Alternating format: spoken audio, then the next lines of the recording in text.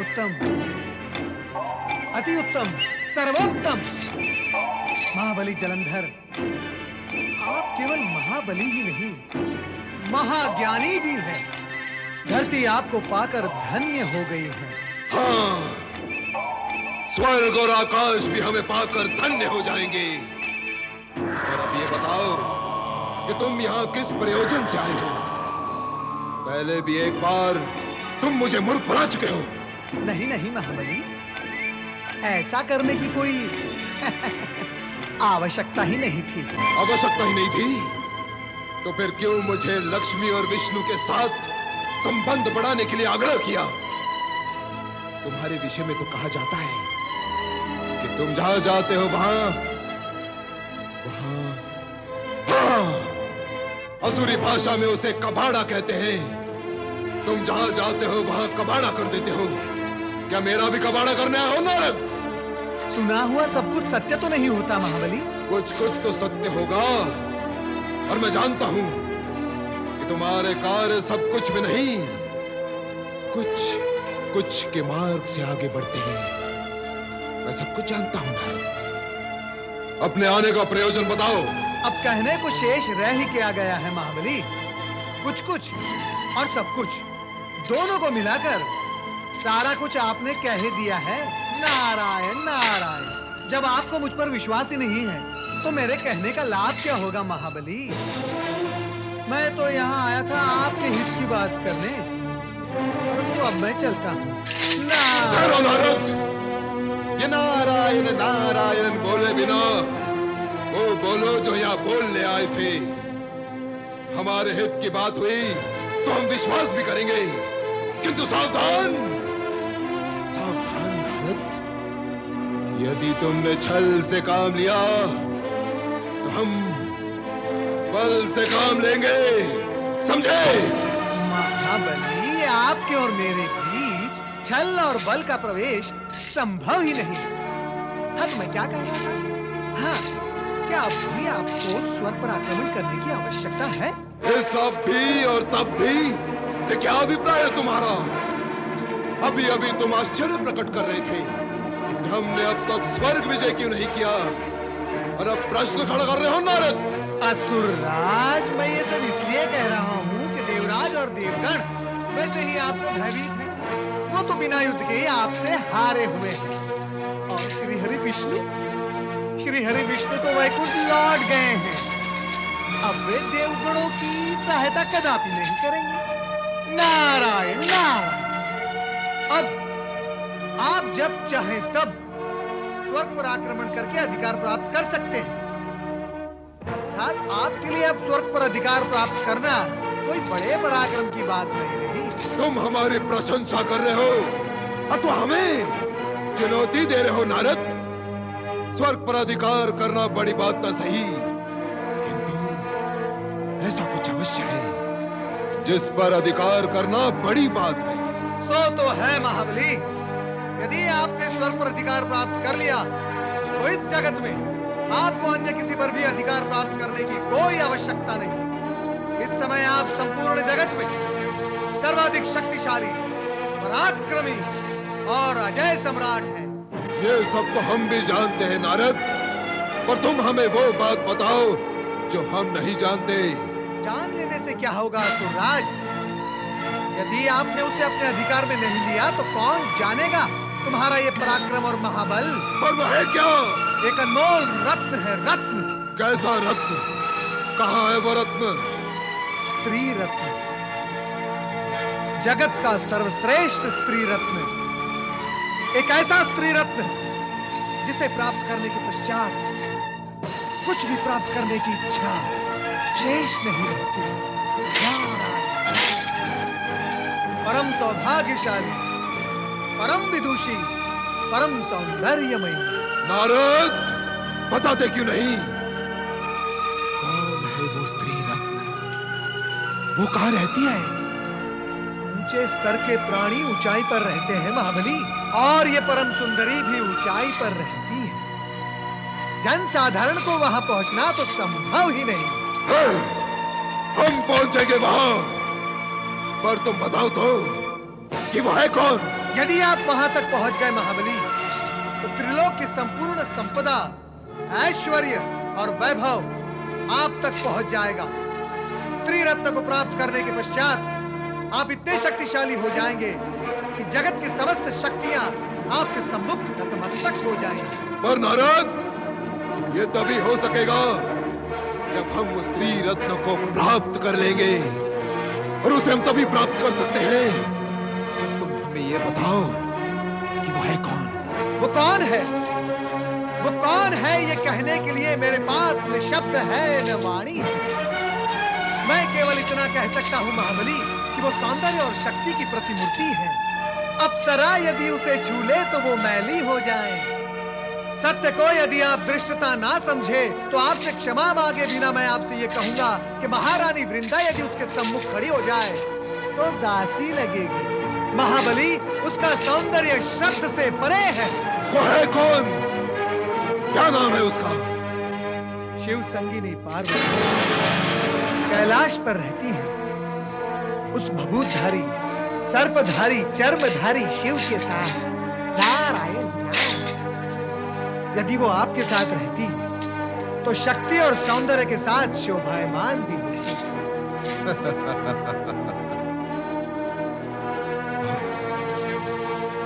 अब ऐसा ही होगा नारद।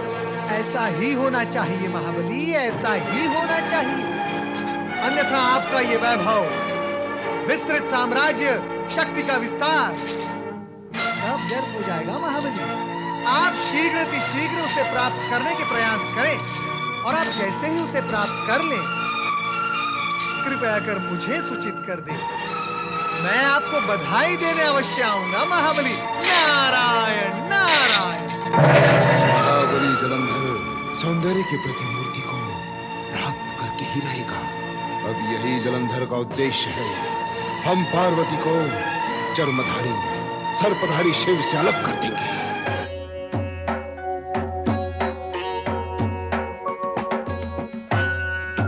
नारायण नारायण नारायण, ओम शिवाय।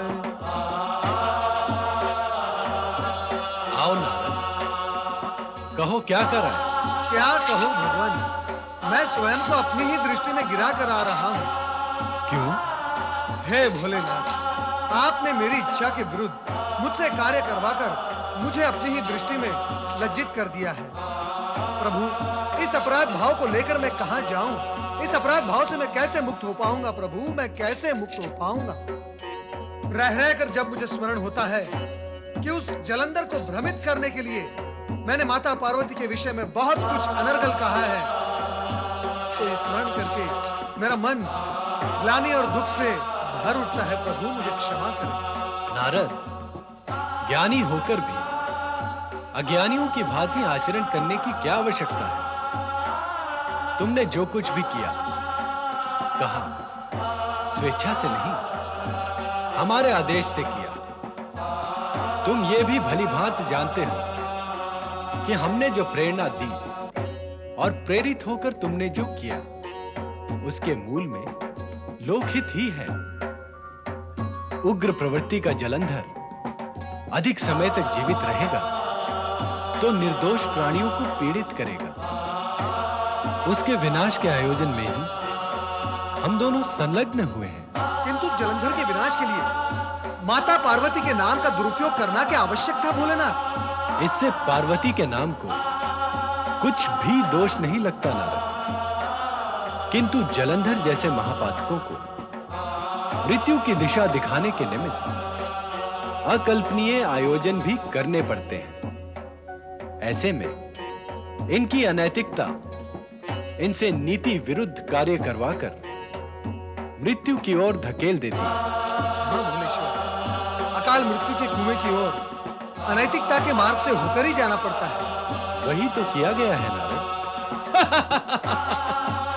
हे त्रिकालदर्शी, आपकी लीला अपरंपार तो है ही, आश्चर्यकारी और कल्पनातीत भी है। जिस चमत्कारिक ढंग से आप अपनी लीला रचाते हैं, उसी अद्भुत ढंग से आप उसे समेट भी लेते हैं। नारायण नारायण। भोलेनाथ, अब तो भगवान विष्णु और माता लक्ष्मी जलंधर के अतिथि नहीं है, अर्थात अब जलंधर के भाग्य कक्ष में अशुभ ग्रह प्रवेश कर चुके हैं। हाँ नारद, लक्ष्मी और विष्णु का वहां अतिथि बनना, तत्पश्चात वहां से अदृश्य हो जाना, यह सब पूर्व निर्धारित था। ओम नमः शिवाय। सर्वत्र भोलेनाथ की ही लीला है, चाहे जलंधर हो या सती वृंदा। नारायण नारायण।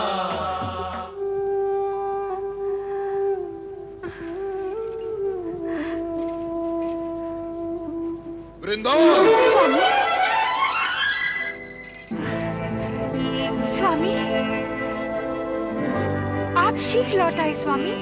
अब हमें स्वर्ग विजय की कामना नहीं रही, अब हम कामनी रत्न प्राप्त करना चाहते हैं। कामिनी रत्न? अर्थात स्त्री रत्न। स्त्री रत्न? वो तो आपके पास है, स्वयं आप ही ऐसा कहते रहे हैं। हम तुम्हारे स्थान पर एक नवीन स्त्री रत्न लाएंगे। शक्तिशाली सम्राट अधिक समय तक एक ही रत्न से संतुष्ट नहीं होते। ये आप क्या कह रहे हैं स्वामी? क्या आप भूल गए कि भगवान शिव की कृपा से मेरा सतीत्व ही आपका रक्षक है। यदि आपने किसी पर नारी पर कुदृष्टि भी डाली, तो क्या ऐसी स्थिति में मेरा सतीत्व आपकी रक्षा कर पाएगा? भगवान शिव मुझे शक्ति दे सकेंगे? नाम न लो शिव का। भगवान शिव के नाम पर इतनी ईर्ष्या क्यों? इसलिए कि तुम्हारे स्थान पर जिस रत्न को मैं लाना चाहता हूँ, वो शिव की पत्नी पार्वती ही है। शिव शिव शिव, जगत की सर्वश्रेष्ठ सुंदरी पार्वती अब हमारे महल की शोभा बनेगी। हाँ। क्या बोल रहे हैं? क्यों बोल रहे हैं ऐसा? आपकी वाणी साथ कैसे दे रही है? ऐसे पापपूर्ण शब्द मुख से निकालने के लिए? अरे वेद तो शिवा है, शिवा जगत माता, जगत जननी, जगदम्बा है। उनके विषय में ऐसी अशोभनीय बात सोचने वाले को तो नर्क में भी स्थान नहीं मिलता, नहीं मिलता। तुम्हें किसने कहा कि हमें नर्क में स्थान चाहिए? नहीं चाहिए। इसलिए तो पार्वती को अपने राजमहल की रानी बनाएंगे हम। परिणाम का भय नहीं है आपको? जिन्हें परिणाम का भय होता है वो जीवन को भोग ही नहीं सकते। नहीं नहीं स्वामी, मैं ये पाप आपको करने नहीं दूंगी, नहीं करने दूंगी। सावधान वृंदा, सावधान। यदि तुमने हमारे मार्ग में बाधा बनने की चेष्टा की अथवा पार्वती और हमारे बीच आने का प्रयत्न भी किया, तो हम तुम्हें समाप्त कर देंगे।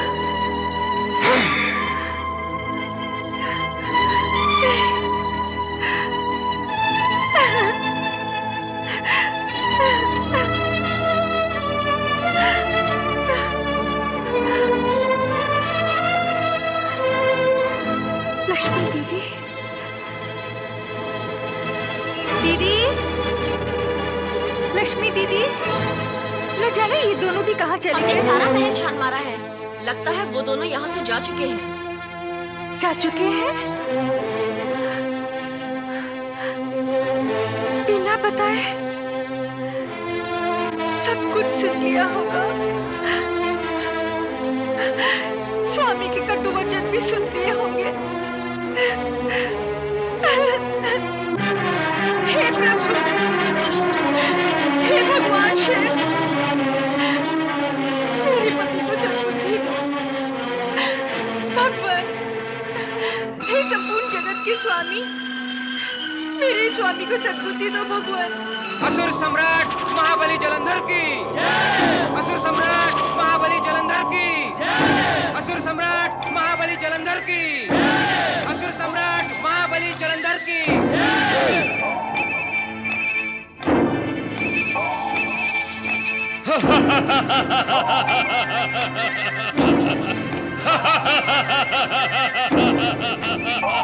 तुम आ गए राहु। हम तुम्हारी प्रतीक्षा कर रहे थे। मुझे किस लिए बुलाया महाबली? राहु, जब कार्य विशेष हो और अन्य कोई इसे करने में असमर्थ हो, तब तुम्हें ही याद करना पड़ता है। आज्ञा करे महाबली, मुझे क्या कार्य करना है? आज्ञा तो हम कर देंगे, किंतु तुम्हें उसका पालन भी करना होगा। असुरराज, आपकी आज्ञा का उल्लंघन करने का मैं कैसे दुस्साहस कर सकता हूँ? तो कैलाशवासी शिव से जाकर कहो कि वो अपनी सुंदर और रूपवती पत्नी पार्वती हमें सौंप दे। असुरराज, ऐसा करना उचित नहीं होगा। सावधान रहो, हमें उचित अनुचित का ज्ञान देने का दुस्साहस स्वयं गुरु शुक्राचार्य भी नहीं कर सकते। तो फिर तुम क्यों अपने शत्रु बनना चाहते हो? किंतु महाबली, भय लगता है राहु, भयभीत हो गए। महाबली, कामदेव ने केवल काम उत्पन्न करने की चेष्टा की थी तो शिव ने अपना तीसरा नेत्र खोलकर उसे भस्म कर दिया था। कामदेव की भस्म तो उसकी पत्नी रति को प्राप्त हो गई थी, किंतु मैं उसे पत्नी को सौंपने की बात कहूंगा तो क्या मेरी भस्म भी किसी को प्राप्त हो सकेगी? राहु, कायल, भयभीत होकर अन्य असुरों को भी भयभीत कर रहा है तो? महाबली, शिव के सम्मुख शुभ और अशुभ बात करने में किसे भय नहीं लगता। फिर वे हम असुरों के पूज्य भी तो हैं, क्या उनके सम्मुख जाकर ऐसा करना? आप बंद कर और सुन, कि अभी तक तेरा केवल शीश शेष है। यदि तूने हमारी आज्ञा न मानी तो हम इसे खंडित कर समुद्र में फेंक देंगे। कैलाश पर शिव के सामने जाने से तेरे विनाश की केवल संभावना है, पर ना जाने से तेरा विनाश निश्चित है। अब बोल, तू आ जाएगा अथवा नहीं? बोल। जाऊंगा महाबली, अवश्य जाऊंगा। जाता हूँ, जा रहा हूँ असुरराज। बुद्धिहीन जलंधर स्वर्ग पर आक्रमण करने का विचार कर रहा है। ये तो अत्यंत दुखद स्थिति है। अब क्या होगा स्वामी? मैं भी वही सोच रहा हूँ देवी शची, जो तुमने कहा। सोचने से क्या होगा, उपाय करना होगा। क्या उपाय करूं? बताओ, क्या किया जा सकता है? स्वामी सुनिए।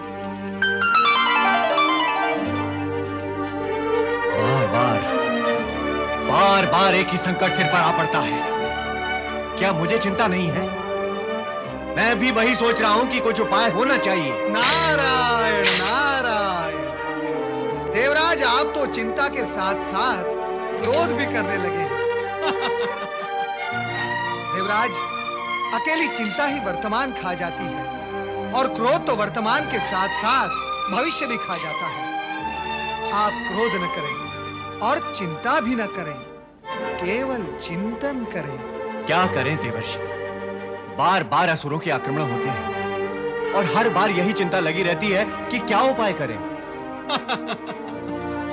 चिंता कर रहे हैं उपाय के लिए? नारायण नारायण। तो उपाय की चिंता करना छोड़ दे देवराज। चिंता छोड़ दो? तुरंत देवराज, तुरंत। आपके शुभ की चिंता करने वाले, आपके शुभ चिंतक भगवान श्री हरि विष्णु के आशीर्वाद और भगवान भोलेनाथ की कृपा से आपके संकट टल रहे हैं देवराज, अर्थात उपाय हो चुका है। नारायण नारायण। उपाय हो चुका है, संकट टल रहा है। देवर्षि, हमें तो ज्ञात हुआ है कि दैत्य गुरु शुक्राचार्य ने जलंधर को पुनः स्वर्ग पर आक्रमण करने का आदेश दे दिया था, परंतु जब आपको वो ज्ञात हुआ तब वो वर्तमान था और अब वो भूतकाल की बात बन चुका है देवराज। दैत्य गुरु शुक्राचार्य के वो आदेश, वो परिस्थितियां काल का ग्रास बन चुकी है। नारायण नारायण। तो क्या जलंधर अब स्वर्ग पर आक्रमण नहीं करेगा? कैसे करेगा? आपके शुभ चिंतकों ने स्वर्ग से भी अधिक प्रिय और मधुर मधु उसके मुख पर लगा दिया है। अब वो स्वर्ग को भूलकर उसकी प्राप्ति के लिए उन्मत्त हो उठा है। मैं कुछ समझा नहीं देवर्षि। आप सदा ना समझने की भूल क्यों करते हैं देवराज? उबरे इस भूल से अब आप केवल इतना समझें कि परिस्थितियां बदल चुकी हैं। माता लक्ष्मी तथा भगवान श्री हरि विष्णु वैकुंठ लौट चुके हैं तथा जलंधर की दृष्टि अब स्वर्ग पर नहीं कैलाश पर है, जहां उसकी मृत्यु उसके लिए पाश बूंद रही है। नारायण नारायण नारायण नारायण। राहु, तुम जिस कार्य के लिए जा रहे हो उसके सर्वनाशी परिणाम पर भी विचार किया है अथवा नहीं? कहीं ऐसा ना हो भगवान शिव के कंठ का विष निकलकर तुम्हारे अमृत को सोख ले। नारद, क्या ऐसा होना संभव है? भगवान भोलेनाथ के लिए असंभव क्या है राहु? और फिर विधाता ने सृष्टि के आरंभ में ही दुष्टता और दुर्भावना का परिणाम विनाश ही लिख दिया था। सत्य कहो नारद, कहीं सर्वनाशी कामना का बीज दैत्यराज के मन में तुमने तो नहीं बोया? अरे राहु, क्या तुम्हें इतना भी ज्ञान नहीं? नारद यदि किसी के मन में बोएगा तो वो निर्माणकारी और कल्याणकारी बीज ही बोएगा। परंतु असुर का मन तो बंजर धरती जैसा होता है। वहां निर्माणकारी अथवा कल्याणकारी बीज बोना अर्थात व्यर्थ करना है। वैसे भी जो पूर्व निर्धारित है उसे टालना न तुम्हारे वश में है न मेरे वश में। अर्थात आगे बढ़ो। नारायण नारायण। ओम नमः शिवाय। ओम नमः शिवाय। ओम नमः शिवाय। हे देवादिदेव शिव शंकर, हे भोलेनाथ, हे विद्याहारी भगवान शिव, मेरी विपदा हरो भगवान। मैं आपकी शरण में आई हूँ। मेरे स्वामी को सद्बुद्धि दो भगवान। मेरी स्वामी को सद्बुद्धि दो देवेश्वर। उनको कुमार्ग पर बढ़ने से रोको, उन्हें रोको। वृंदा, बंद करो हमारे शत्रु शिव की आराधना। ये तुम्हारा कुछ भी भला नहीं कर सकता। नहीं स्वामी, ऐसे अपशब्द अपने मुख से न निकाले। किसी के प्रति किया गया अपमान पीड़ा का रूप धारण करके बहुत पीड़ित करता है। विश्वेश्वर शिव को अपना शत्रु समझने वाले का कोई भी मित्र शेष नहीं रह जाता। उसका अंत अत्यंत दुखद होता है। मैं आपकी पत्नी नहीं चाहती कि अपने स्वामी को दुखद स्थिति में देखूं। इसीलिए आप शिवद्रोही न बने। आप शिवद्रोही न बने स्वामी। शिवद्रोही? शिव, मैं शिवद्रोही न बनूं, पर तू पतिद्रोही बनने के लिए तैयार है। मेरा शिवद्रोही बनना तुझे अच्छा नहीं लगता, तो क्या तेरा पतिद्रोही बनना मुझे सहन होगा? मेरे विरुद्ध जाकर तूने हमारी महारानी बने रहने का अधिकार भी खो दिया है वृंदा। अब मैं हिमालय पुत्री पार्वती को अपनी महारानी बनाऊंगा। बस करो। माता पार्वती के प्रति ऐसी मलिन भावना दिखाकर उनके प्रति ऐसी अशुद्ध विचार रखकर सर्वनाश की समीप क्यों जाना चाहते हो? कौन करेगा मेरा सर्वनाश? जो सभी के सर्वनाश का कारण है, उस जलंधर का सर्वनाश कौन करेगा? शिव। अहंकार प्राणी की बुद्धि हर लेता है। बुद्धिहीन प्राणी की वाणी संयत नहीं रहती। वो अपनी सीमित शक्ति को असीमित समझने लगता है, किंतु असीमित शक्ति के अधिकारी तो केवल भगवान शिव ही है। भगवान शिव। शीघ्र ही तुझे शिव के शक्ति का ज्ञान हो जाएगा जब पार्वती हमारे पार्श में आकर बैठेगी। हे विधाता, ये धरती भाग क्यों नहीं जाती? ये धरती भाग जाए और मैं इसमें समा जाऊं। मेरा मार्ग अवरुद्ध ना हो, इसलिए ऐसा कुछ तो तुम्हें करना ही होगा। किंतु मेरे विवाह के शुभ अवसर पर ऐसा शुभ कार्य न करना। पार्वती के साथ मेरा विवाह हो जाने के बाद जो इच्छा हो कर लेना। मत भूलो महाबली कि मैं भी असुर राज काल नेमी की पुत्री हूँ। अपने अधिकार और स्वाभिमान को आहत नहीं होने दूंगी। क्या करोगी तुम? पत्नी सदा पति का सम्मान करती है। मुझे विवश न करो कि मैं पति का अपमान कर बैठूं। मेरा अपमान करने वाला क्या आज तक जीवित बचा है? तुम काल नेमी की पुत्री और मेरी पत्नी हो, इसलिए मैंने तुम्हारा इतना प्रलाप सुना। नहीं तो अब तक तुम काल के विकराल गाल में समा चुकी होती। स्वामी, स्वामी। ओम देवादिदेव देवेश सर्व प्राणाभृतां वर प्राणिनामपि नाभिस्त्वं मृत्युंजय नमोस्तुते। गुरुदेव, ओम देवादिदेव देवेश सर्व प्राणाभृतां वर गुरुदेव, प्राणिनामपि नाभिस्त्वं मृत्युंजय नमोस्तुते। गुरु शुक्राचार्य, तुम्हारा परम शिष्य महाबली जलंधर तुम्हें प्रणाम करता है। सर्व प्राणाभृतांवर प्राणिनामपि नाभिस्त्वं मृत्युंजय नमोस्तुते। ओम देवादिदेव देवेश गुरु, सर्व प्राणाभृतांवर ये कठोर मुद्रा प्राणिनाम मेरे प्रति उपेक्षा और मेरे प्रणाम के उत्तर में क्रोध, ऐसा क्यों गुरुदेव? मैं तो आप ही का पालित पुत्र हूं। मैं तो आपके आशीर्वाद की इच्छा लेकर आया हूं, और आप हैं कि गुरु होकर मुंह फुलाए बैठे। मेरी ओर देखिए गुरुदेव, मेरी ओर देखिए। गुरुदेव, मैंने आपकी इच्छा के अनुसार अपनी बहन लक्ष्मी और बहनोई विष्णु को अपने भवन से विदा कर चुका हूं। विदा कर चुके हो, किंतु उन्हें अपने यहाँ लाकर जो भयंकर भूल तुमने की है उसका परिणाम तो तुम्हें भुगतना ही होगा जलंधर।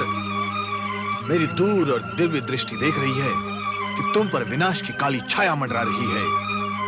इसीलिए भगवान शिव को प्रसन्न करने के लिए मैं ये श्रेष्ठ यज्ञ कर रहा हूँ। शिवेष्ठ यज्ञ विनाश की काली छाया मिटाने के लिए? गुरु, इससे विनाश की काली छाया मिटेगी नहीं और भी अधिक घनी हो जाएगी। शिव हमारा शत्रु है, उसे प्रसन्न करने की नहीं, उसे पराजित करने की आवश्यकता है। मैं उसे पराजित करूंगा और उसकी सुंदर पत्नी पार्वती को अपनी महारानी बनाऊंगा। तेरा सर्वनाश तेरे मुख से बोल रहा है जलंधर। अब तुझे महाकाल से कोई नहीं बचा सकता, स्वयं मैं भी नहीं। अरे अदूरदर्शी, क्या बुद्धि और विवेक ने सदा सदा के लिए तेरा साथ छोड़ दिया है? इतना उत्तेजित क्यों हो रहे हो गुरु? ऐसा मैंने क्या कह दिया जो तुम्हें इतना कुछ मुझसे कहना पड़ रहा है? पाप करते समय पापी को भी यह ज्ञान नहीं होता कि वो पाप कर रहा है। तुम्हारी स्थिति भी वही है। अरे असुर हुए तो क्या हुआ? हमारे भी कुछ रीति नीति और सिद्धांत हैं। पार्वती जगत माता जगदम्बा है और शिव हमारे पूज्य है। उनके प्रति ऐसी कुत्सित भावना रखने वाले का कभी कल्याण हो सकता है? अपने मन से उनके प्रति कुविचार निकाल दो जलंधर। मैं इतना कच्चा और बुद्धू शिष्य नहीं हूं कि अपने गुरु की हर उल्टी सीधी बात मान लूं। पार्वती को अपनी महारानी बनाने का मेरा निश्चय अटल है। इसी कार्य के लिए मैंने राहु को कैलाश भेजा है कि वो शिव को जाकर कहे कि पार्वती मुझे सौंप दे। राहु वहां जाकर शिव से पार्वती मांगेगा। अवश्य मांगेगा, और यदि शिव ने सीधे सीधे मेरा प्रस्ताव स्वीकार नहीं किया और पार्वती को मुझे सौंप नहीं दिया, तो मैं कैलाश पर आक्रमण करके पार्वती का बलपूर्वक अपहरण कर लाऊंगा। बस जलंधर बस, अब और अधिक नहीं सुना जाता। अपनी मनमानी को नियंत्रण में रख, अपनी इच्छा और कामना पर भी नियंत्रण रख जलंधर। पार्वती तेरी माता के समान है, उनके विषय में ऐसे विचार लाना घोर पाप है। उनके बस बस गुरु बस, बहुत हुआ। मैं जिसे अपनी पत्नी बनाना चाहता हूं, तुम बरबस उसे मेरी माता बनाए जा रहे हो। माता वही होती है जो पुत्र को अपने गर्भ से जन्म देती है। बार बार माता माता कह कहकर मुझे भ्रम में डालने की आवश्यकता नहीं है गुरु। मैं यहां माता का पुत्र बनने की कामना लेकर नहीं आया हूं। मैं तो यहां पार्वती का पति बनने की इच्छा लेकर आया हूं, और उसके प्राप्ति के इस अभियान में तुम्हें मेरा साथ देना ही होगा गुरु। नहीं, नहीं, ऐसे पाप कर्म में मैं तुम्हारा सहभागी कदापि नहीं बनूंगा, कदापि नहीं बनूंगा। अंदर बस, अब और अधिक नहीं सुना जाता। अपनी मनमानी को नियंत्रण में रख, अपनी इच्छा और कामना पर भी नियंत्रण रख जलंधर। पार्वती तेरी माता के समान है, उनके विषय में ऐसे विचार लाना घोर पाप है। उनके बस बस गुरु बस, बहुत हुआ। मैं जिसे अपनी पत्नी बनाना चाहता हूं, तुम बरबस उसे मेरी माता बनाए जा रहे हो। माता वही होती है जो पुत्र को अपने गर्भ से जन्म देती है। बार बार माता माता कह कहकर मुझे भ्रम में डालने की आवश्यकता नहीं है गुरु। मैं यहाँ माता का पुत्र बनने की कामना लेकर नहीं आया हूँ। मैं तो यहाँ पार्वती का पति बनने की इच्छा लेकर आया हूँ, और उसके प्राप्ति के इस अभियान में तुम्हें मेरा साथ देना ही होगा गुरु। नहीं, नहीं, ऐसे पाप कर्म में मैं तुम्हारा सहभागी कदापि नहीं बनूंगा। तो तुम अपने शिष्य का साथ नहीं दोगे? ऐसे पाप कर्म में यदि गुरु शिष्य का साथ देने लगे तो जन्मजात अपराधी भी लज्जित हो जाएंगे। गुरु का कर्तव्य होता है शिष्य को विजय मार्ग पर आगे बढ़ाना, उसे कुमार्ग से रोकना। पर तुम तो मुझे भी अपने साथ इस पाप की खाई में घसीटना चाहते हो। ऐसा सर्वथा नहीं होगा जलंधर। यह सर्वथा नहीं होगा तो फिर वो अवश्य होगा। क्या होगा? मैं तुम्हें दैत्य गुरु के पद और घरों से वंचित कर दूंगा, और जगत के समस्त असुरों को बुलाकर उनसे ये कहूंगा कि दैत्य गुरु शुक्राचार्य दैत्य शत्रु बन चुके हैं, इसलिए उनकी आज्ञा न मानकर उनका बहिष्कार करो। ये देवताओं के पक्ष में सोचने और बोलने लगे हैं, इसलिए उनसे संबंध विच्छेद कर दो। मैं यही करूंगा। तुम अपने गुरु के साथ ऐसा कठोर व्यवहार करोगे? उस गुरु के साथ जिसे तुम अभी अभी अपना पालक पिता मान रहे थे? उस गुरु के साथ जिसने तुम्हें शस्त्र और शास्त्र विद्या में पारंगत बना दिया? मैं कुछ नहीं करूंगा गुरु, जो कुछ होगा तुम्हारी इच्छा से ही होगा। तुम्हारी इच्छा मेरा सहभागी बनने की नहीं है, तो मेरी इच्छा भी तुम्हें अपना गुरु बनाए रखने की नहीं होगी। जलंधर, अपने गुरु से प्रतिशोध लेने के लिए क्या तुम समस्त असुर जाति को गुरुहीन कर दोगे? गुरुहीन होकर असुर जाति मिट नहीं जाएगी? मिट जाने दो, मिट जाने दो समस्त असुर जाति को, पर महाबली जलंधर अपनी इच्छा नहीं मिटा सकता। हाँ, मुझे असुर जाति की रक्षा तो करनी ही होगी। फिर तो मेरा साथ भी देना होगा। अन्य कोई उपाय नहीं है जलंधर। शिष्य के सम्मुख गुरु ने सत्य को स्वीकार कर लिया, यह तो जगत में एक अनोखी बात हो गई गुरु। अब मैं चलता हूं अपने अभियान पर।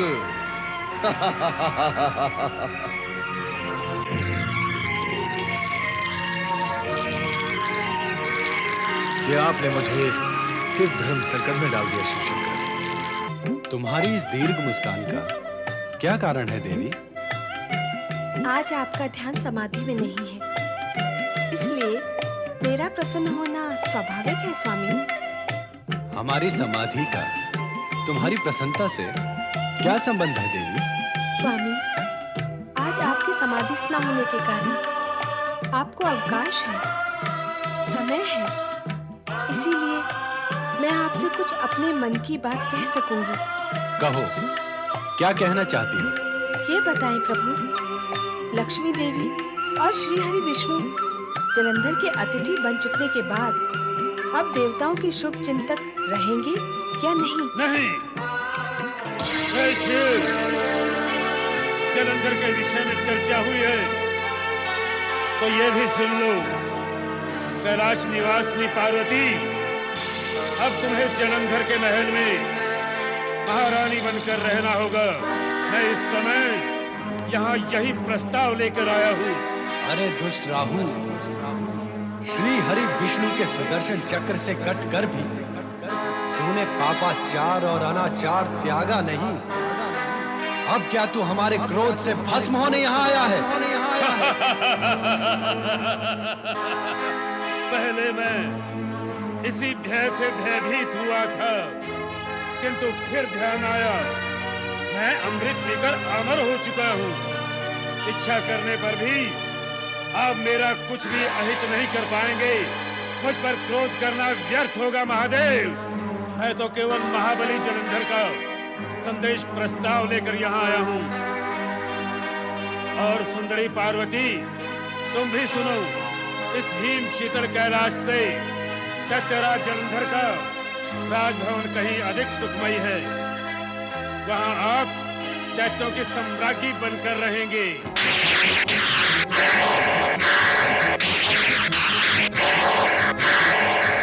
जलंधर का ये घृणित प्रस्ताव हमारे सामने रखकर तुमने हमारे क्रोध को जागृत कर दिया है राहु।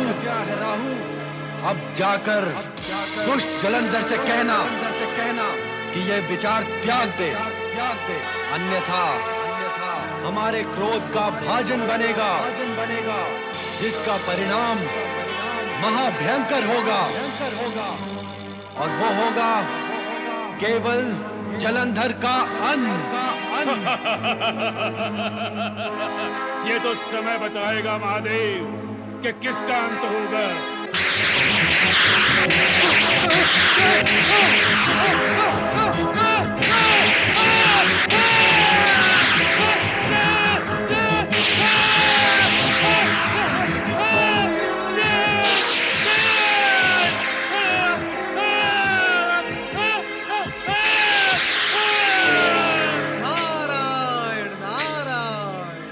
असुर सम्राट जलंधर की, असुराधिपति जलंधर की, असुर सम्राट जलंधर की, महाबली जलंधर की, असुर सम्राट जलंधर की। महाबली, मेरी रक्षा करो महाबली, मुझे बचाओ महाबली,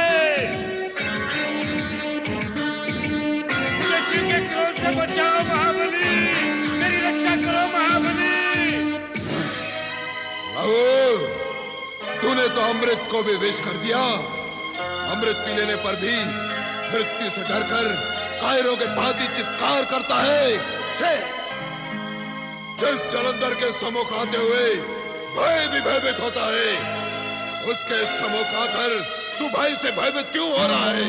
पर महाबली, राहु, हमारे सामने आने से पहले ये पर और परंतु समुद्र में फेंक कर आया करो। हमारे राज्य में शिव और उसका क्रोध प्रवेश नहीं कर सकता। अब कहो, क्या समाचार लाए हो? महाबली, मैंने जब आपका प्रस्ताव वहां सुनाया तो शिव पार्वती दोनों ने सुनकर रुद्र रूप दिखाया और आपके प्रस्ताव को ठुकराकर क्रोधाग्नि मेरे पीछे छोड़ दी। मेरा विचार है कि आप पार्वती को पाने का विचार ही त्याग दें।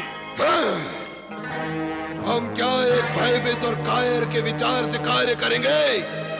दुर्बुद्धि! विचार तो बलवान का माना जाता है, कायर का नहीं। हमें मंत्रणा देने की धृष्टता तो स्वयं गुरु शुक्राचार्य भी नहीं करते। तो तूने इतना साहस कैसे जुटा लिया कि हमें विचार पर विचार करने की मंत्रणा दे। महाबली, जो विचार नहीं करता वो अनाचार, पापाचार और अत्याचार करने लगता है। राहुल, अपने शब्दों को विराम लगा, नहीं तो कहूंगा, अवश्य कहूंगा। विचार नष्ट होने से बुद्धि भ्रष्ट होती है, बुद्धि भ्रष्ट होने से जीवन नष्ट होता है, जैसा कि मेरे साथ हुआ। अब आपकी भी यही गति होगी। अब और अधिक आपका साथ देकर अपने आप को संकट में नहीं डालूंगा।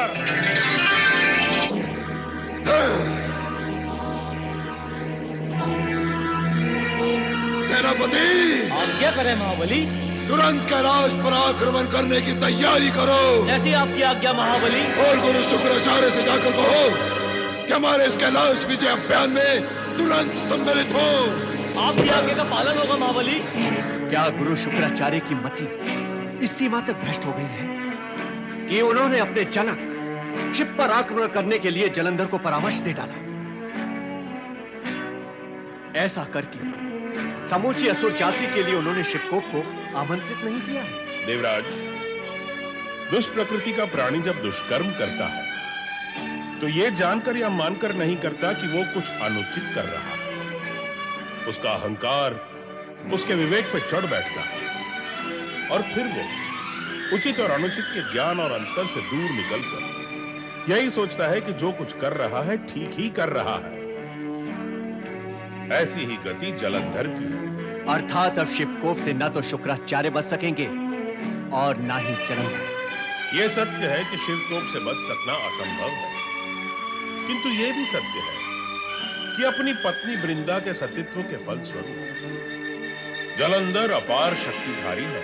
यदि अपार शक्तिधारी अपनी शक्ति का दुरुपयोग करे, दूसरों के अधिकारों का हरण करे, अनैतिक और अनुचित आचरण से किसी वस्तु को प्राप्त करना चाहे, तो क्या उसकी अपार शक्ति क्षीण नहीं हो जाती? क्या वो नैतिक और चारित्रिक रूप से दुर्बल नहीं हो जाता? हाँ देवराज, ऐसा शक्तिशाली भी ऐसी स्थिति में दुर्बल हो जाता है। इसका अनुभव स्वयं आपको भी तो है। आप मुझे लज्जित कर रहे हैं गुरुदेव। सत्य की स्वीकृति में लज्जा कैसी? सत्य स्थान अवश्य बदलता है, किंतु स्वयं कभी नहीं बदलता। और यह सत्य जगत के हर एक प्राणी पर घटित होता है। मैं, तुम, जलंधर अथवा अन्य कोई भी जब अपनी शक्ति का दुरुपयोग करके दूसरे के लिए कष्ट का कारण बनते हैं, तो यही कष्ट देने की भावना सिर पर बैठकर हमें दुर्बल बनाती है और हम स्वयं कष्ट में आ जाते हैं। देखना, यही गति जलंधर की भी होगी। मेरे भैया जलंधर ने कार्य तो अनुचित ही किया है। क्या भोलेनाथ उसे क्षमा कर देंगे अथवा दंड देंगे? देवी लक्ष्मी, अब क्या होगा प्रभु? जो भी होगा विधि की रचना के अनुसार ही होगा। अर्थात भगवान शिव क्या मेरे भैया जलंधर को अपने क्रोध से भस्म कर देंगे? तुम क्या चाहती हो?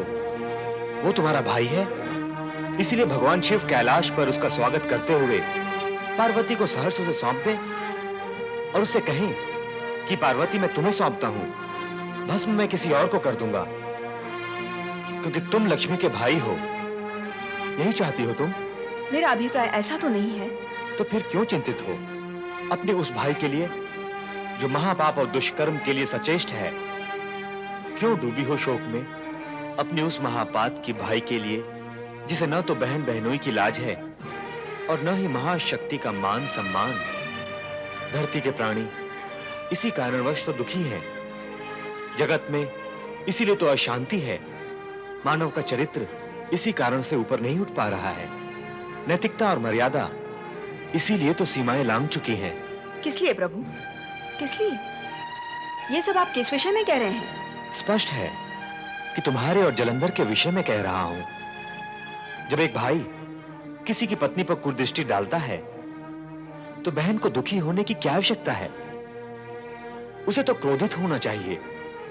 उसे विधाता से प्रार्थना करनी चाहिए कि उस महापापी को धरती से उठा ले। यदि ऐसा हो तो पापी पाप करने में संकोच करेगा, किंतु ऐसा होता नहीं।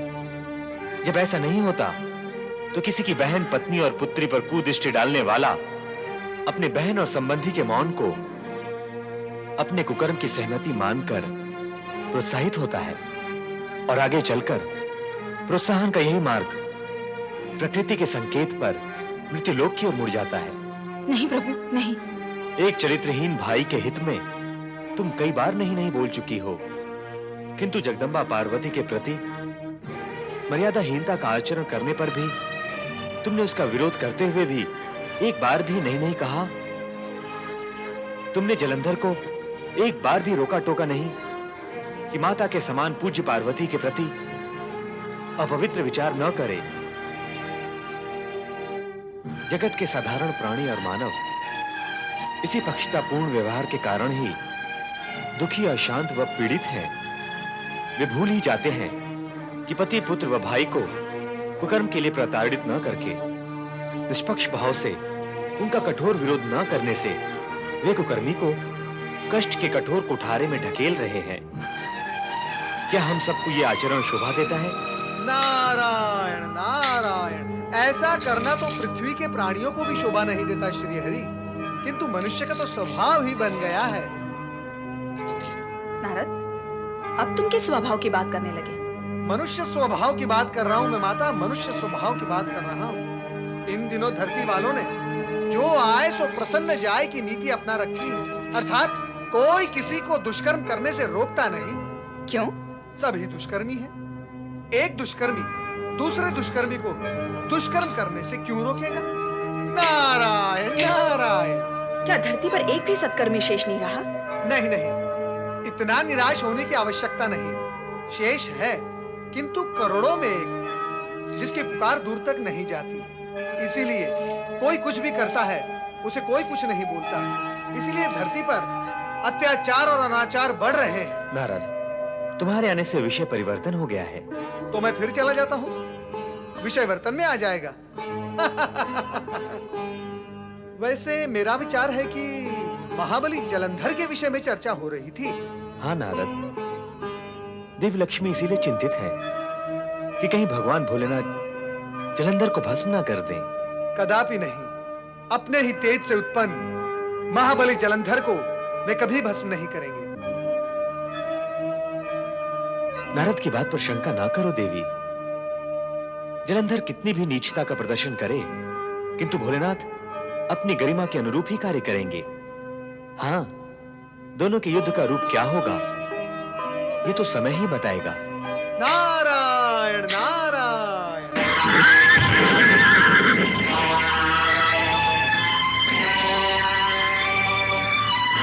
जलंधर की जय!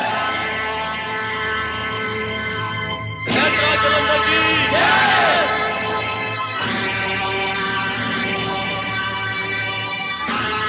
जलंधर की जय! जलंधर की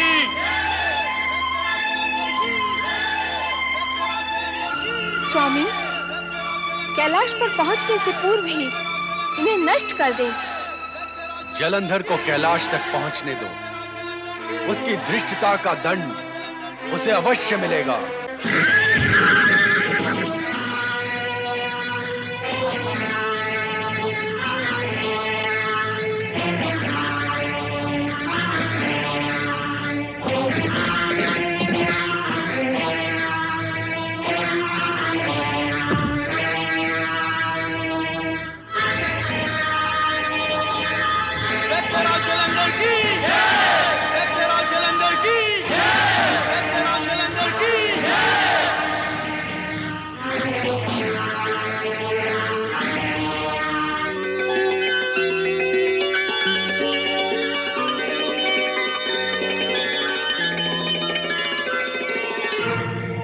शिव, यदि युद्ध से बचना चाहता है तो पार्वती मुझे सौंप दे मुझे पार्वती।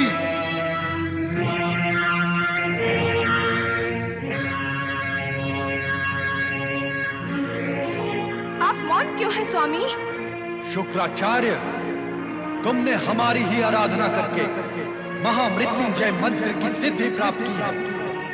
हमारे उस वरदान और उपकार का क्या यही प्रत्युत्तर है? दैत्य गुरु होने के कारण मैं विवश और असहाय हो गया हूं महादेव। सावधान शुक्राचार्य, यदि तुमने इसी समय इस दुष्ट का साथ नहीं त्यागा तो मैं तुम्हारी सारी सिद्धियां इसी समय नष्ट कर दूंगी। ऐसा न करे माते, ऐसा न करे। अरे दैत्य के गुरु महाबली जलंधर तुम्हारे साथ है, फिर भी सूखे पत्ते की तरह कांप रहे हो तुम। गुरु का इस भांति भयभीत होकर अपने निर्भय शिष्य को अपमानित करना क्या शोभा देता है? नहीं नहीं, पर मैं केवल महादेव, आज तक कभी ऐसा नहीं हुआ कि आपने किसी को वरदान देकर वापस लिया हो। माता पार्वती भी मेरी सिद्धि को नष्ट नहीं कर सकती।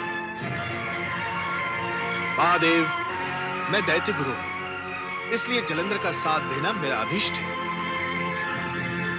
हाँ गुरुदेव, अपने सीमा में आते ही तुम्हारे शरीर का कंपन थम गया है, शांति आ गई है तुम में। तुम भी कुछ कम शक्तिशाली नहीं हो जलंधर। आक्रमण करके अपनी मनोकामना पूर्ण करो।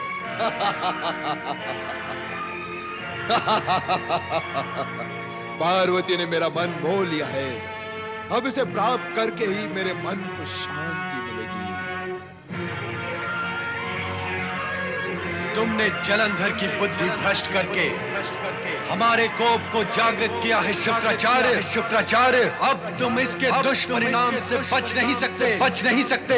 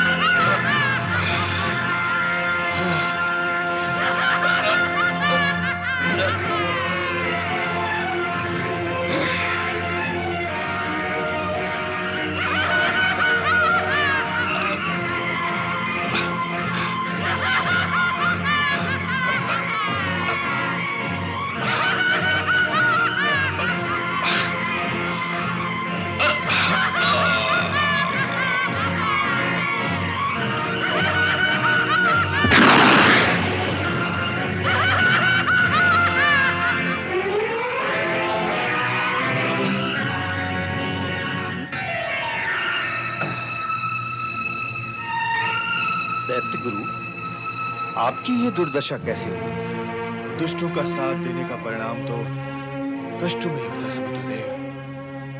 मैंने दुष्ट जलंधर का साथ दिया तो परिणाम भी मुझे ही भोगना होगा, कोई दूसरा तो नहीं भोगेगा। अच्छा हुआ भगवान शिव ने दया करके मुझे जलंधर से दूर कर दिया, अन्यथा शिवकोप से तो मैं नष्ट ही हो जाता। हे शिव शंकर, आपका ये उपकार मैं कभी नहीं भूलूंगा, कभी नहीं। शुक्राचार्य, अभी आप कुशल हैं, आप अपने आश्रम लौट जाइए। आओ सुंदरी, मेरे समीप आओ, मेरी रानी बनकर स्वर्ग से भी अधिक सुख भोगो। इस भभुतधारी से भला तुम्हें वो सुख का प्राप्त होगा जो मैं तुम्हें दे सकता हूँ। आओ मेरे समीप आओ। सावधान जलंधर, सावधान जलंधर। वीरभद्र, वीरभद्र, वीरभद्र, वीरभद्र।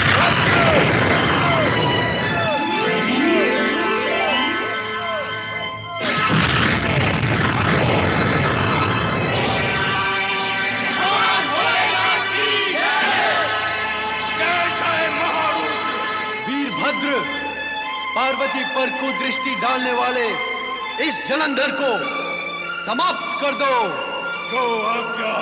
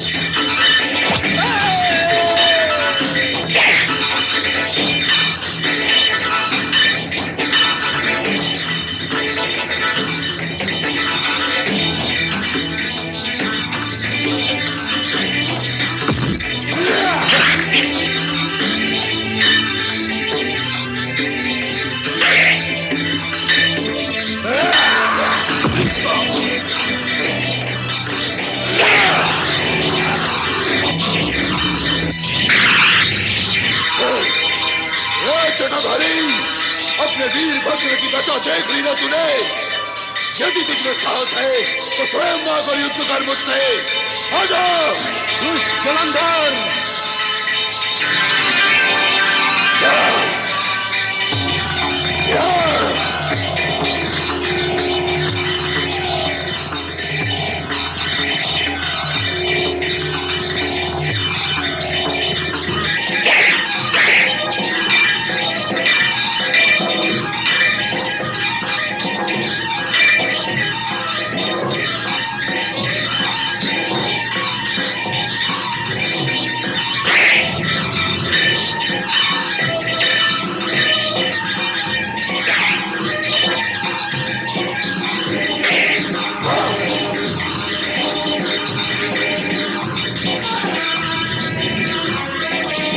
आओ अपना खड़क।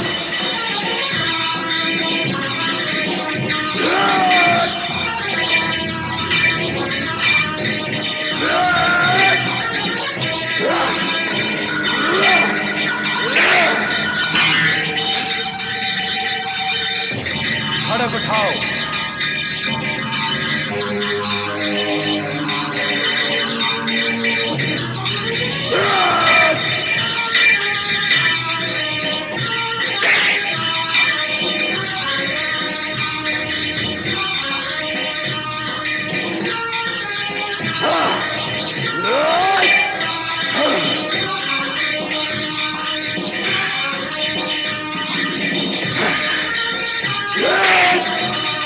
माता, भगवान शिव और जलंधर का युद्ध और भी भयंकर हो गया है। न जाने क्या परिणाम होगा। परिणाम हमारे पक्ष में ही होगा नंदी। मेरे स्वामी उस दुष्ट को शीघ्र ही समाप्त कर देंगे।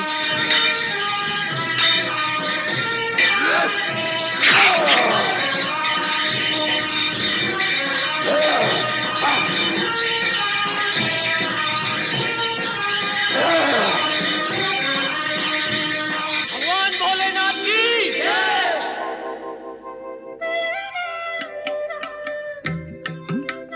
युद्ध अब समाप्त हो चुका है। जलंधर भी भाग गया है। अब तुम जाओ, हम एकांत चाहते हैं।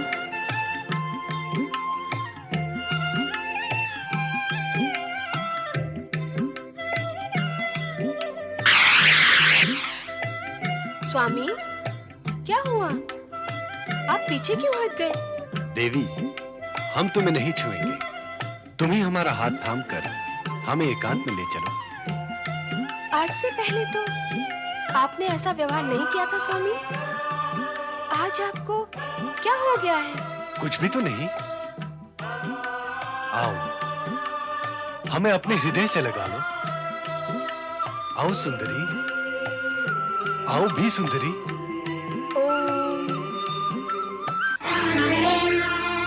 आओ सुंदरी। सुंदरी,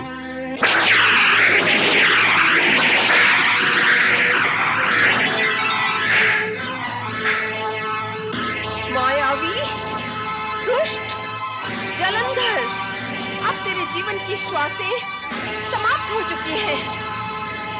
तू अब जीवित नहीं रह सकेगा। श्री हरि, ये कैसी शिवलीला आरंभ हो रही है?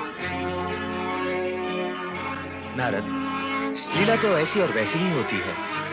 और फिर शिवलीला, वो कब और कहां से आरंभ होकर कब और कहां समाप्त होगी, इस विषय में कुछ भी नहीं कहा जा सकता।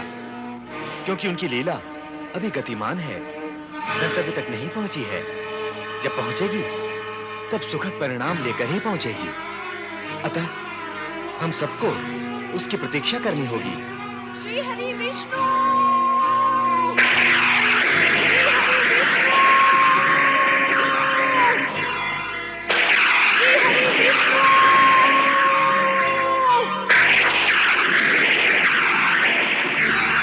आप शीघ्र कैलाश भवन पर पधारें। श्री हरि, माता पार्वती आपको बुला रही है। लगता है कुछ अघटित घट गया है। हम तुरंत वहां पहुंच रहे हैं। पुकार की है। कहीं देवी पार्वती, आपने मुझे किस कार्य व कारणवश स्मरण किया है? श्री हरि, दुष्ट जलंधर ने मुझ पर कुदृष्टि डालकर मेरे सतीत्व तेज को आहत किया है। अब तो उस दुष्ट का अंत होना ही चाहिए। पर कैसे? आप मुझसे पूछ रहे हैं कैसे? जो दुष्ट दूसरे की पत्नी की गरिमा नहीं समझता और उस पर कुदृष्टि डालता है, उसे जीवित रहने का कोई अधिकार नहीं।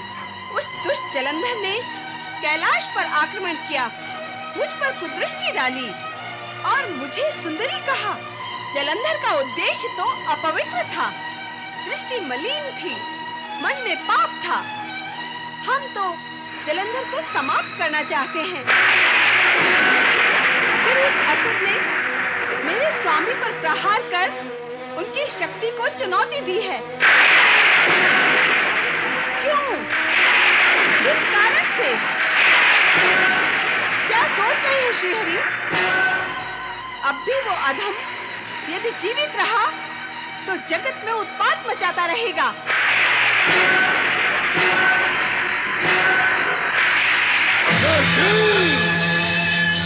हे मायावी, छल किया है तूने हमसे, तू दंड पाने के योग्य है। दैत्यराज महाबली जलंधर हूँ। मेरा जन्म युद्ध करने और देवताओं को परास्त करने के लिए हुआ है। ये संभाल मेरा वार।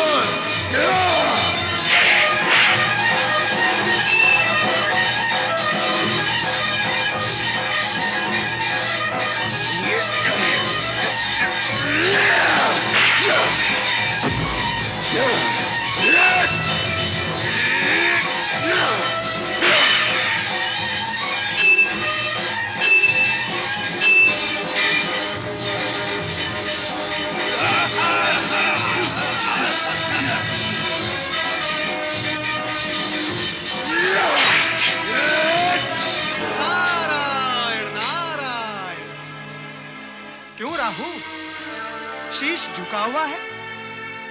क्या लज्जित हो अपने दुष्कर्म से?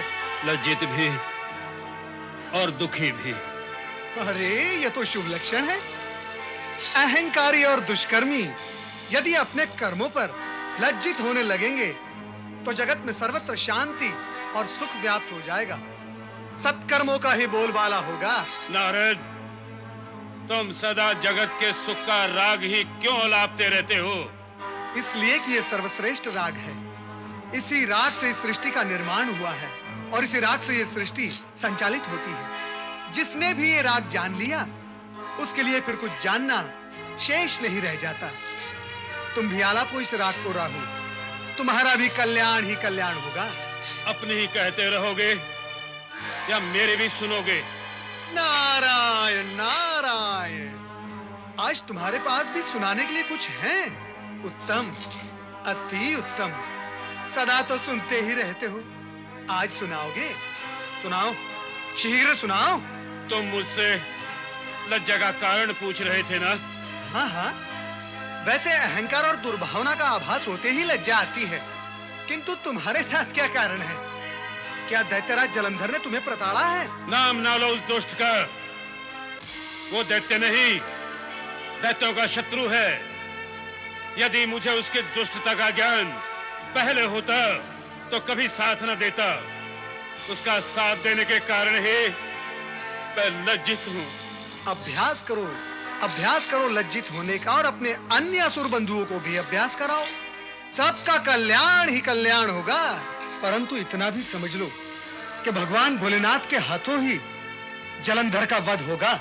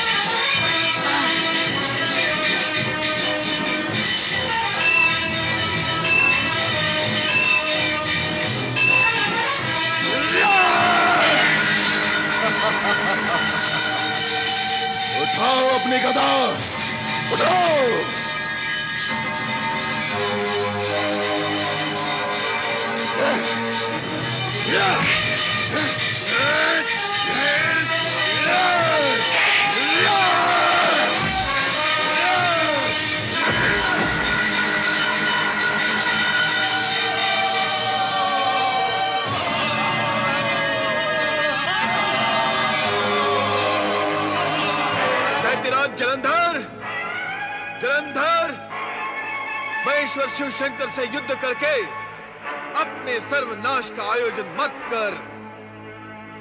अब भी समय है, कुछ बिगड़ा नहीं। भोलेनाथ बड़े दयालु हैं। युद्ध रोककर इनसे क्षमा मांग, ये अवश्य तुझे क्षमा कर देंगे। अरे गुरु, कैसे गुरु हो तुम? कभी इस ओर तो कभी उस ओर। अरे बार बार दल बदलोगे तो तुम्हें गुरु कौन मानेगा? अरे निर्बुद्धे, समय की पदचाप सुन, काल के मंद पगों की आहट सुन, जो धीरे धीरे तुम्हारी ओर बढ़ रहे हैं।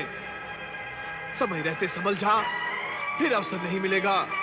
युद्ध भूमि से भाग जाने वाले अवसरवादी दैत्य गुरु, मैं तुम्हारी भांति अवसरवादी नहीं हूं। सामने दुर्बल देखा तो डट गए और बलवान देखा तो हट गए। छे! मुझे उपदेश देने का अधिकार अब तुम खो चुके हो। पर तू तो अपने प्राण ही खो देगा इस युद्ध में। क्यों मेरे क्रोध को भड़का रहे हो? यदि यह क्रोध की ज्वाला भड़क उठी तो कोई भी मंत्र शक्ति तुम्हारी रक्षा नहीं कर सकेगी। हाँ, मेरे प्राणों की चिंता छोड़कर तुम अपने प्राणों की रक्षा करो दैत्य गुरु। जाओ, चले जाओ यहां से, जाओ।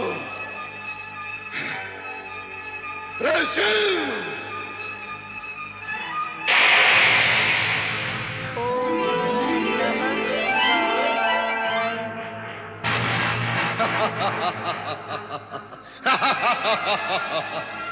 देखा दैत्य गुरु, तुम्हारे शिव का त्रिशूल भी मेरे प्रभाव से व्यर्थ हो गया। हाँ। तुम्हारी बुद्धि भ्रष्ट हो गई है जलंधर, इसलिए तुम नहीं समझ पाओगे कि त्रिशूल का इस भांति असफल होना शिव की लीला है। परम ज्ञानी ध्यानी नहीं समझ सके शिव की लीला को, तो तुम जैसा पापी क्या समझेगा? सत्य तो यह है कि काल तुम्हारे सिर पर मंडरा रहा है और अब तुम पर आकर बैठेगा अवश्य।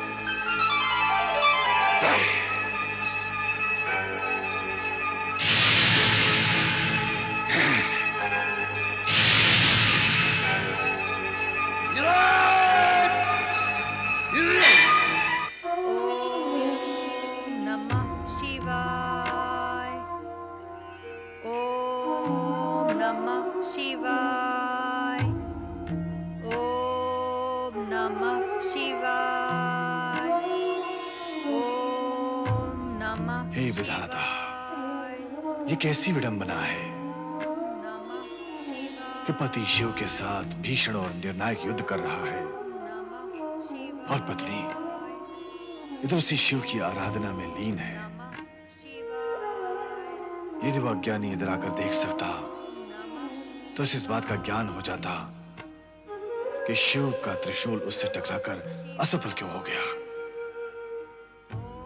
वह अवश्य यह भी समझ जाता कि उसकी पत्नी वृंदा की शिव भक्ति और सतीत्व के कारण ही शिव उस पर पूर्ण प्रहार नहीं कर रहे हैं।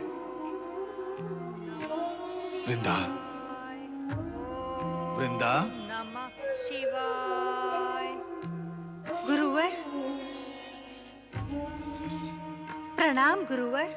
वृंदा, मैं तुम्हें अखंड सौभाग्यवती व दीर्घायु का आशीर्वाद देना चाहता हूं, किंतु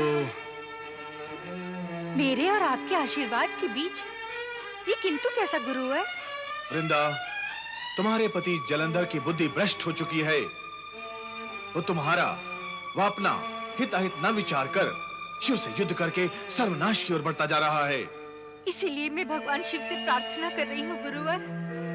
वृंदा, तुम्हारी भक्ति, प्रार्थना और सतीत्व से जलंधर के पाप की मात्रा अधिक हो गई है, इसलिए तुम्हारा सद प्रयत्न भी व्यर्थ ही होगा। नहीं गुरुवर, मेरा प्रयत्न व्यर्थ न होने दे। जलंधर की दुष्टता, नीचता व मलिनता से तुम्हारे प्रयत्न और प्रार्थना की शक्ति क्षीण हो गई है। वृंदा, इस पर भी तुम्हें निराश होने की आवश्यकता नहीं है। तुम्हें अपने सतीत्व की रक्षा सावधानी से करनी होगी।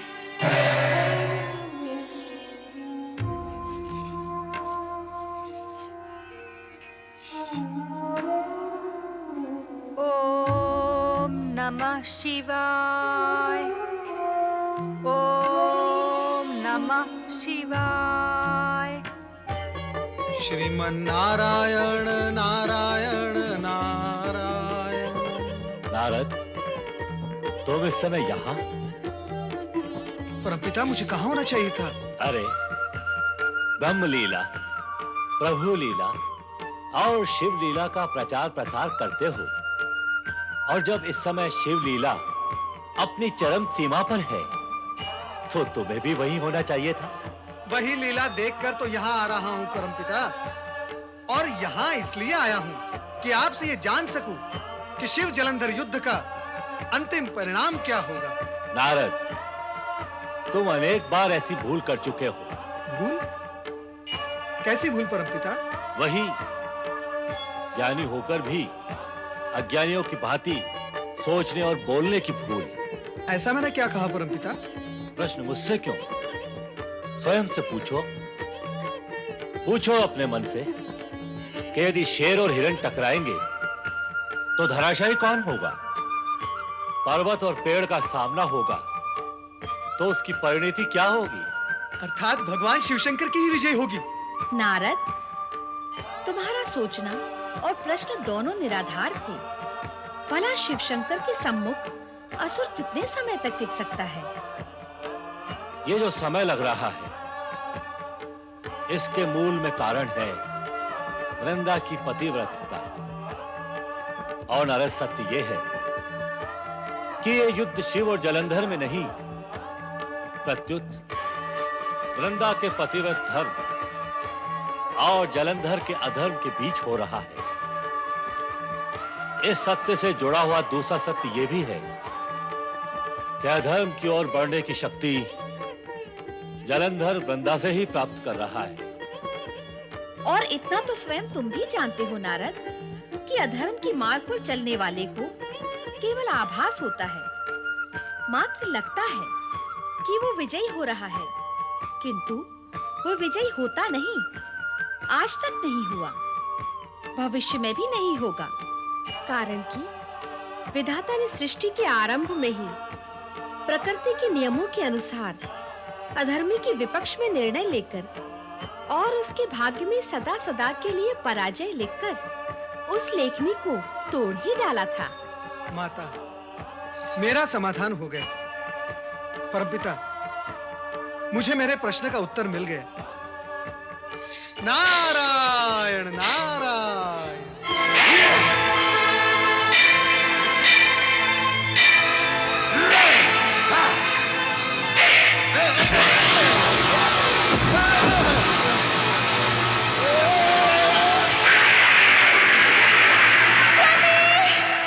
क्या हुआ महारानी, क्या हुआ?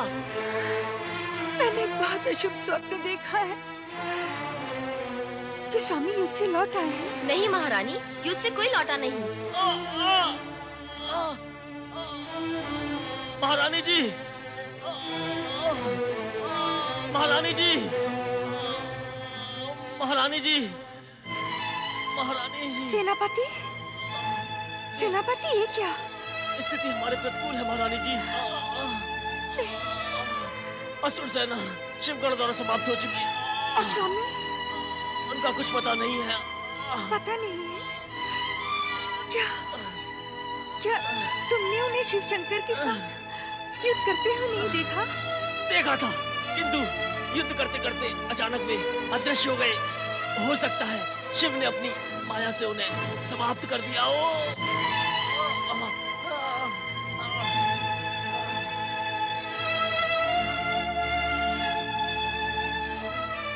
मेरा सतीत्व जब तक पवित्र है,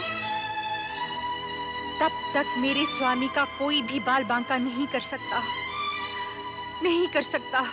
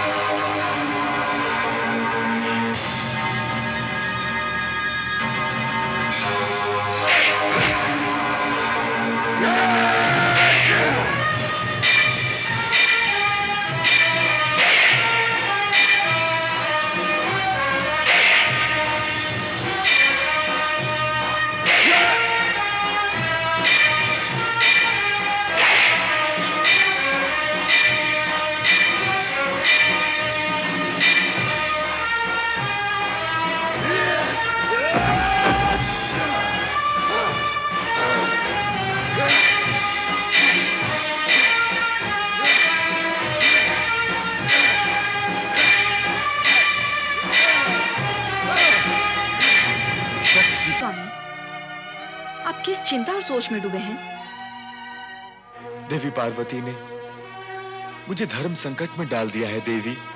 कैसा धर्म संकट स्वामी? क्या बताएं और कैसे बताएं? इस विषय में मौन रहना ही उत्तम होगा।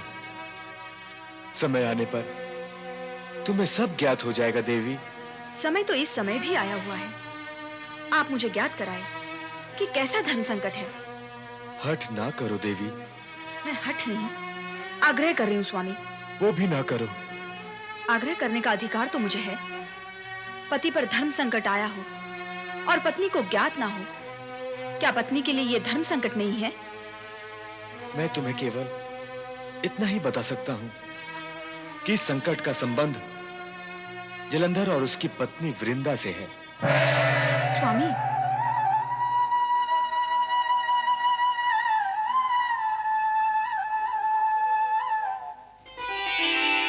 ओम हरि हराय नमः।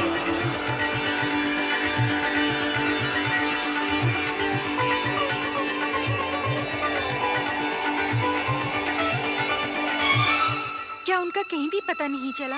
नहीं महारानी जी, हमने अपने सैनिकों को खोजा ताकि उनसे कुछ पूछा जा सके, किंतु एक भी ऐसा सैनिक हमें दिखाई नहीं दिया। हमने महाबली को खोजा किंतु उनका कहीं भी पता नहीं चला महारानी जी। महारानी जी, आपने जहाँ जहाँ बताया वहाँ वहाँ हमने महाबली की खोज की, पर वे वहाँ नहीं थे।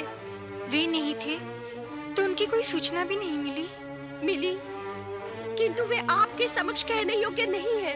सुनंदा, उन नागरिकों ने ये पूछने पर जो कहा वो आपके सुनने योग्य नहीं है महारानी जी। सुनंदा, जो कहने सुनने योग्य नहीं है और जो कुछ तुम सुनकर आई हो वही कहो, मैं सुनूंगी। वे यही कह रहे थे कि शिव शंकर के हाथों महाबली का वध हो चुका है। ऐसा नहीं हो सकता, मेरे जीते जी ऐसा नहीं हो सकता, नहीं हो सकता। महारानी जी, नगर के उद्यान में एक महान चमत्कारी तपस्वी आए हैं जो त्रिकाल का ध्यान भी रखते हैं। उनके पास अपूर्व सिद्धि है, वो मृत शरीर में प्राण भी फूंक सकते हैं और हमारे महाराज कहाँ और किस स्थिति में है वो सब बता सकते हैं। तो मुझे इसी समय उनके पास ले चलो। हाँ हाँ चलो।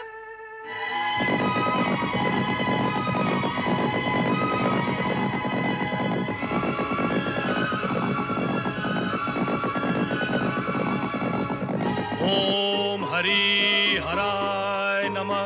ओम हरि हराय नमः। ओम हरि हराय नमः। ओम हरि हराय नमः। ओम हरि हराय नमः। ओम हरि हराय नमः। ओम हरि हराय नमः। ओम हरि हराय नमः। प्रश्न के लिए क्षमा करें महायोगी राज। सुना है आप त्रिकालदर्शी हैं और मृत शरीर में भी प्राण फूंक सकते हैं। अपनी पीड़ा कहो महारानी। मैं अपने पतिदेव के विषय में जानना चाहती हूँ। महाबली जलंधर के विषय में? हाँ योगी राज।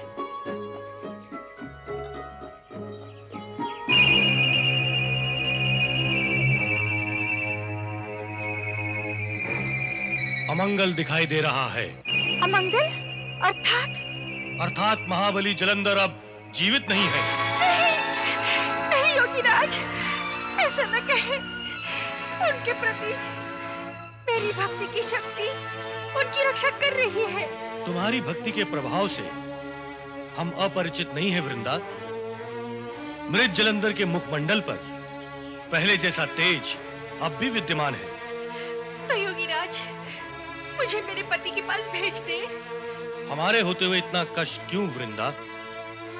तुम्हारे मृत पति जलंधर का शरीर हम यही मंगवा देते हैं।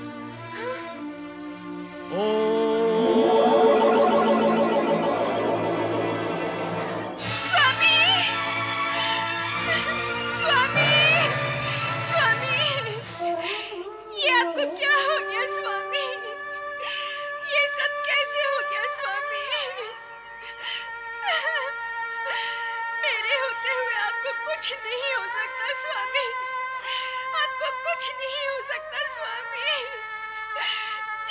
स्वामी, स्वामी, जागिए स्वामी।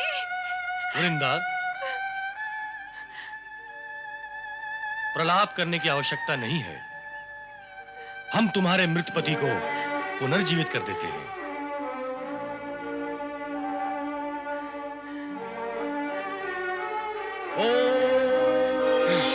स्वामी, स्वामी, स्वामी,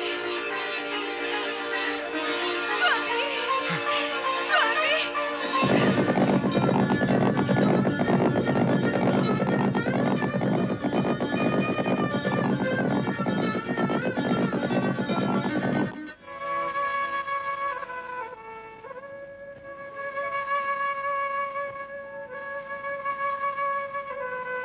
माता, नारद का प्रणाम स्वीकार करें। यह क्या, आप अकेली हैं, वो भी उदास? महाप्रभु कहाँ गए हैं? नारद, जिस सरलता से तुमने इतने सारे प्रश्न पूछ डाले, उसी सरलता से मैं तुम्हारे सभी प्रश्नों का उत्तर नहीं दे सकती। प्रश्न पूछना मेरा आशय नहीं था। महाप्रभु को न देखकर मैं असमंजस में हूँ। वो तो मैं भी हूँ, क्योंकि वे किसी धर्म संकट की बात कहकर अचानक अंतर्ध्यान हो गए। स्पष्ट रूप से उन्होंने मुझे कुछ भी नहीं बताया, केवल इतना कहा कि इस धर्म संकट का संबंध जलंधर और वृंदा से है। नारायण नारायण, इसीलिए आप उदास हैं माता? स्वाभाविक है। स्थिति समझा करो नारद। समझ गया माता, मैं सब समझ गया, स्थिति भी और परिस्थिति भी। क्या समझ गए? यही कि इस धर्म संकट का संबंध जितना आपके भ्राता महाबली जलंधर और महारानी वृंदा से है, उतना ही संबंध भगवान भोलेनाथ और माता पार्वती से भी है। नारद, तुम संबंधों की जोड़-तोड़ बैठाने में पटु हो, पर यहाँ शिव पार्वती की चर्चा कहाँ से आ गई? ऐसे गई माता। हम सब भगवान भोलेनाथ की लीला की कठपुतलियां हैं। भगवान भोलेनाथ हमें जैसे नचाते हैं, हमें नाचना पड़ता है। नारायण नारायण। परंतु आप चिंता न करें, भगवान श्री हरि विष्णु शीघ्र ही अपना कार्य पूर्ण कर लौट आएंगे। श्री हरि विष्णु ने जलंधर के मृत मायावी शरीर को प्रकट करके वृंदा को आश्वस्त कर दिया था कि जलंधर जीवित है और शेष कार्य को पूर्ण करने हेतु श्री हरि विष्णु ने ऐसी लीला रची जिसके परिणाम स्वरूप जलंधर का अंत होना निश्चित था। इस लीला के प्रभाव से वृंदा का मन अशांत और पीड़ित हो उठा। उसे सांत्वना देते हुए श्री हरि विष्णु ने कहा, तुम्हारे मन की पीड़ा की शांति के लिए मैं तुम्हें वरदान देता हूं कि देवी लक्ष्मी की प्रतीक तुलसी में तुम सदा सदा के लिए निवास करके पूज्यता प्राप्त करोगी। सौभाग्यवती स्त्रियां तुम्हारी पूजा करके सौभाग्य का सम्मान प्राप्त करेंगी। इतने पर भी अब मेरे जीवित रहने का कोई अर्थ नहीं है। मैं जा रही हूँ। ओम नमः शिवाय।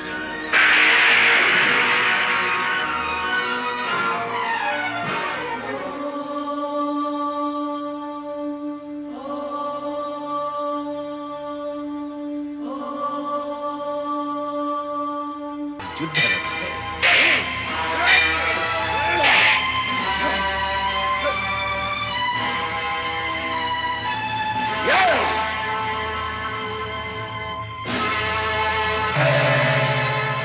पार्वती को पाना ही मेरा एकमात्र लक्ष्य है।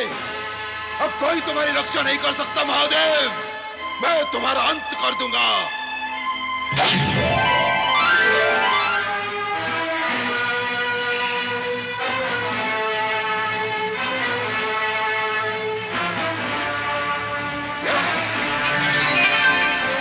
जलंधर, जलंधर,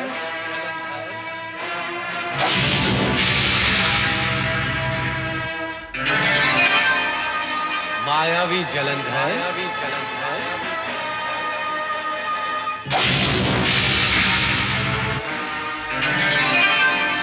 महाबली जलंधर, महाबली जलंधर,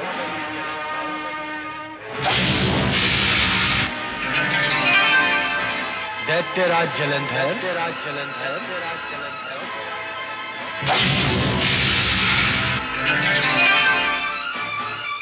शक्तिशाली जलंधर,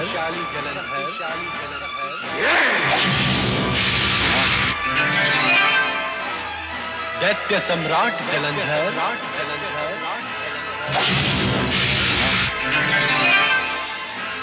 असुराधिपति जलंधर,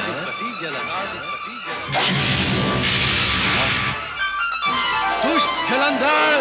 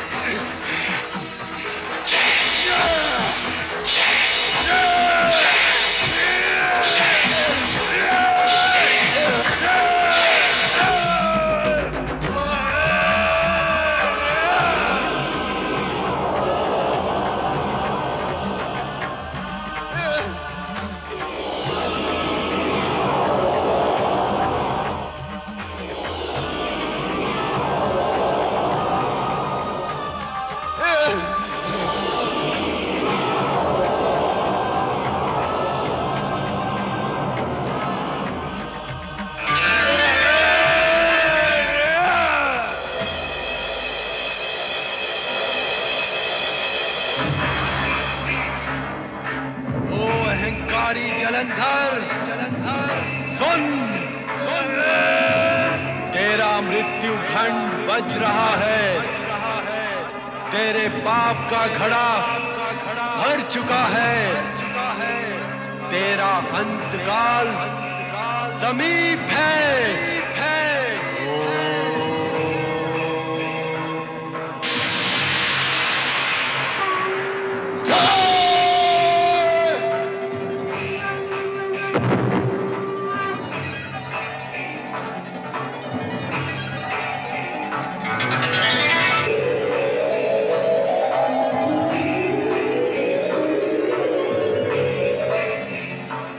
भगवान शिव शंकर की जय, देवादिदेव भोलेनाथ की जय। प्रभु, आपने स्वयं जलंधर की उत्पत्ति करके उसे असुरों का अधिपति बनाया। मेरे और वृंदा के लिए संकट उत्पन्न किया। श्री हरि विष्णु को संकट का सामना करना पड़ा। ऐसी शिव लीला का क्या प्रयोजन है प्रभु? ओम नमः शिवाय। माता पार्वती, शिव लीला अकारण कभी नहीं होती। मुझे तो लगता है कि नारद लीला का प्रयोजन भी अकारण नहीं होता। नारायण नारायण, मैं तो भगवान शिव का दास हूँ माता। मैं जो कुछ करता हूँ भगवान शिव के संकेत पर ही करता हूँ। और भगवान शिव के लिए लीला करना आवश्यक है क्योंकि वो उनका स्वभाव है। अब देवेश्वर अपना स्वभाव कैसे छोड़ सकते हैं माता? क्यों भगवान? नारद, इस जगत में सत्य और असत्य का संघर्ष नियति का धर्म है। और ये लीला रचने का कारण यही है कि जन साधारण इस सत्य को स्वीकार कर ले कि जिस तरह जलंधर महाशक्तिशाली होते हुए भी अहंकारवश पर नारी पर कुदृष्टि डालकर मृत्यु को प्राप्त हुआ, उसी प्रकार उसकी भी वही दशा हो सकती है। अतः वह सावधान रहे।